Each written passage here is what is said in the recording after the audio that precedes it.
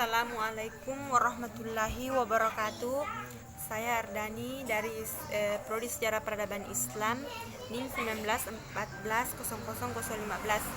Baik, saya akan menjawab pertanyaan dari Ibu pada mata kuliah Sejarah Sejarah Politik Asia Tenggara. Baik, pertanyaan yang pertama, jelaskan kawasan Asia Tenggara. Asia Tenggara merupakan kawasan satu-satunya tempat begitu banyak peradaban berkumpul dan akrab satu sama lain. Adapun wilayah cakupan dari Asia Tenggara yaitu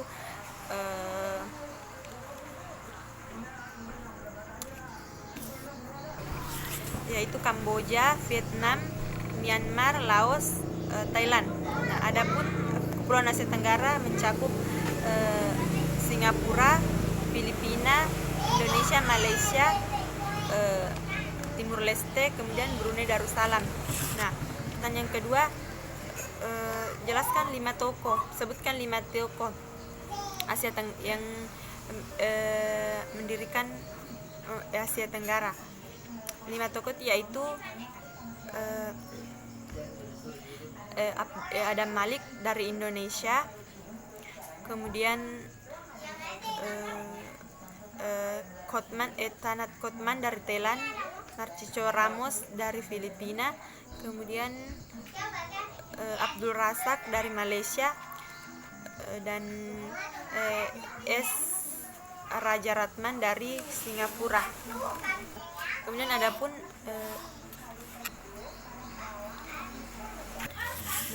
adapun yang dibentuk dalam pertemuan kelima tokoh ini yaitu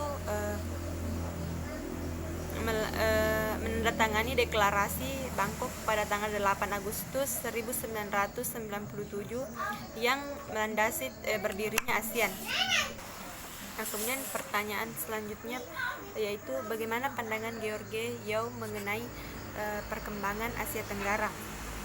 Nah, adapun menurut George Yao, Asia Tenggara merupakan perwujudan berkelanjutan Asia Tenggara dalam sejarah. ASEAN ini merupakan laboratorium manusia yang unik untuk dijadikan objek penelitian sejarah. Nah, pertanyaan berikutnya, sebutkan 4 gelombang. Ada 4 gelombang, yaitu gelombang India, gelombang Cina, gelombang Muslim, kemudian gelombang Islam Barat.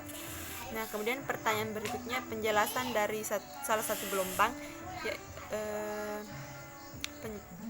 yaitu gelombang Cina. Nah, pengaruh Cina terasa lebih berat dalam bidang politik dan ekonomi. Sistem upati yang diterapkan oleh Cina yang berusaha untuk memaksakan bagaimana hegemoni atas Asia Tenggara itu berkembang.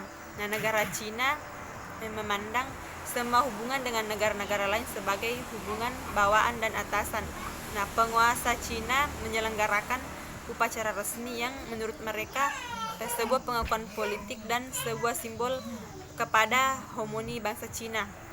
Kemudian ketika penguasa-penguasa Asia Tenggara membawa upati ke wilayah Cina, kemudian dibalas dengan hadiah yang bahkan lebih berharga. Nah, utusan-utusan Asia Tenggara kemudian mendapatkan izin untuk menjual barang-barang mereka untuk dijual di pusat Cina. Kemudian pertanyaan ketujuh, mengapa dikatakan gelombang? Para pengguna bahasa Austronesia telah menjadi penguasa dengan budaya yang berorientasi ke air. Nah, para pengguna bahasa Austronesia merupakan pelapor perdagangan laut, pedagang dari Samudra Pasifik.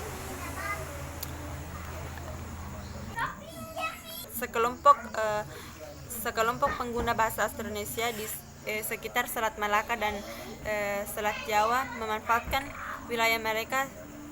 Menurut pengamat Cina disebut ujung muson. Penduduk Indonesia bermukim di strategis perdagangan untuk perdagangan maritim dalam skala besar dengan letaknya di pertemuan antara angin muson barat dan angin muson barat daya. Selat Malaka berfungsi sebagai titik persimpangan tempat berbagai bangsa gagasan, barang, dagangan dipertukarkan dari berbagai bangsa. Kemudian ke pertanyaan ke-8, yaitu sebutkan 3 fase perkembangan Asia Tenggara. Jadi ada 3 fase. Fase pertama disebut fase kritis pada saat perang dingin. Fase kedua berlangsung sepanjang tahun 1940. Nah, kemudian pertanyaan ke-9, sebutkan fase perkembangan Asia. Jadi fase perkembangan Asia yang pertama, fase disebut fase kritis. Pada saat itu perang dingin, di mana fase ini bermula pada tahun 1967 sampai 1990. Nah, pada tahun 1967 sampai 1975, ketika komunisme menguasai Indochina, negara-negara anggota pendiri ASEAN yakni Indonesia, Malaysia, Filipina, Singapura dan Thailand hidup dalam rezim komunis. Contoh kasus 2 negara komunis, Soviet dan Cina, yakni perbedaan yang terjadi antara Vietnam dan Kamboja. Vietnam menyerang dan menduduki Kamboja pada bulan Desember 2000. Kemudian ASEAN mengkampanyekan perdamaian. Kemudian pertanyaan ke-10, sebutkan 5 faktor pembentukan ekosistem perdamaian. Nah, pembentukan ekosistem perdamaian ada yakni ada 5, yaitu faktor utama bersatunya kelima negara. Yang kedua, negara-negara ASEAN dipimpin oleh kepala negara yang lebih mengutamakan perdamaian, kerjasama dibanding perang. Kemudian faktor yang ketiga, ASEAN menjadi pemegang dalam persaingan geopolitik besar yang terjadi di abad ke-20. Berikutnya, faktor keempat, negara-negara ASEAN berhasil menggabungkan diri ke dalam ekosistem Asia Timur yang sedang maju pesat pada saat. Yang kelima, dinamika Asia meraih momentum Asia dan bergerak masuk multilateral dalam setahun. Kemudian pertanyaan berikutnya, sebutkan faktor pembentukan ekosistem perdamaian. Yaitu faktor pertama, ketakutan kepada komunisme. Faktor kedua, peran para pemimpin yang tangguh. Ketiga, kemujuran geopolitik. Yang keempat, kebijakan ekonomi berorientasi pasar. Dan yang terakhir, jejaring regional berbasis ASEAN. Kemudian pertanyaan ke-11, jelaskan salah satu faktor yang disebutkan tadi. Jadi saya akan menjelaskan faktor yang pertama.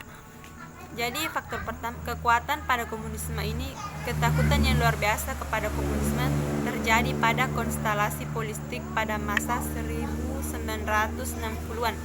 Nah, kemudian komunisme menjadi gelombang yang tak bisa ditolak di tahun 1960-an itu. Kemenangan dunia komunisme, kemudian kemenangan dunia non komunis terhadap komunis. Kemudian kelima negara Asia ini takut karena mereka sama-sama pernah mengalami kekerasan kolonisme di negara mereka sendiri. Nah, kemudian negara Singapura juga pernah mengalami teroris yang dilancarkan oleh Partai Komunis Malaya pada era 1940-an dan 1950-an. Nah, pemerintah Indonesia di masa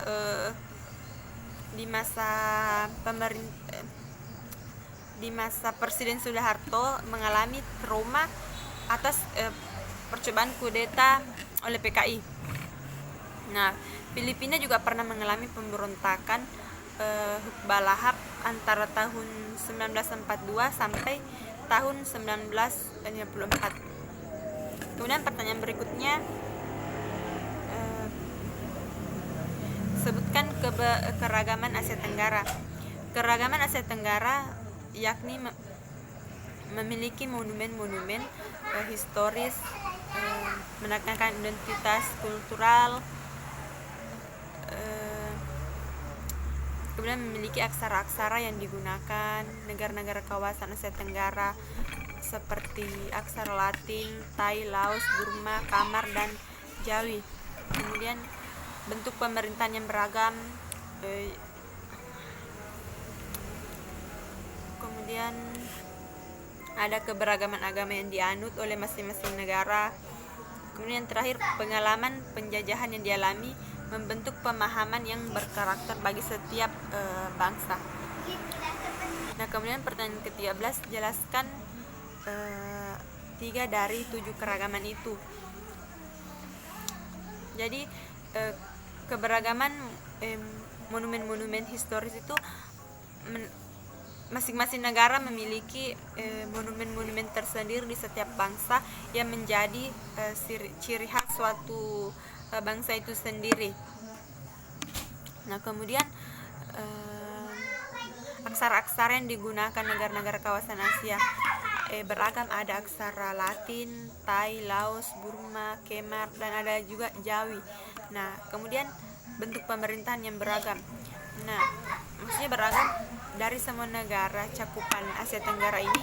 Ada yang menganut sistem demokrasi, pemerintah militer, monarki, dan absolut, sampai ada yang komunis.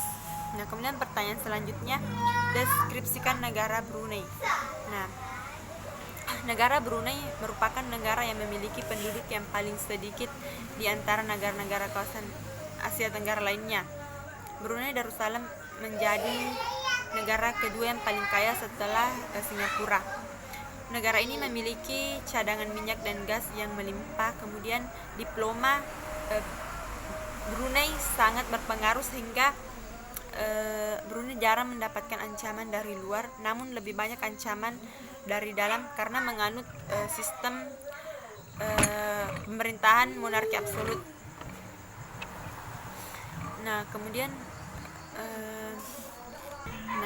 negara berikutnya Kamboja. Kamboja ini pernah mengalami genosida dari tahun 1975 sampai 1979. Sekitar 1,7 juta rakyat tewas akibat pemimpinan Pol Pot, penjajahan Pol Pot. Filipina mengalami banyak penjajahan dari negara asing. Kamboja memiliki pengelolaan air terbesar di Phnom Penh, dan kemudian negara ini memiliki hubungan sejarah yang panjang dengan Cina. Kamboja juga memiliki ruang politik yang luas ketika mampu memanfaatkan peluang kerjasama dengan Cina. Nah, berikutnya Indonesia. Indonesia merupakan negara kepulauan terbesar di Asia, di dunia, bahkan juga merupakan tahan banting dari masa kepemimpinan Presiden era Soekarno, Soeharto, Susilo Bambang Yudhoyono, yang dimana Soekarno berjasa dalam memperjuangkan persatuan, sedangkan Soeharto mengantarkan kemakmuran dan SBY membangun iklim demokrasi di negara Indonesia. Nah, kemudian Indonesia mengalami penjajahan dari beberapa negara asing. Negara Indonesia juga memiliki luas daratan yang berpotensi, dan Indonesia memiliki sumber daya alam yang melimpah, tambang minyak, gas, batu bara, dan lain-lain. Dan juga negara Indonesia memiliki sumber daya alam yang dapat diperbaharui, kebutuhan tenaga kerja yang sudah disiapkan di Indonesia, dan Indonesia memiliki letak geografis yang begitu geografis.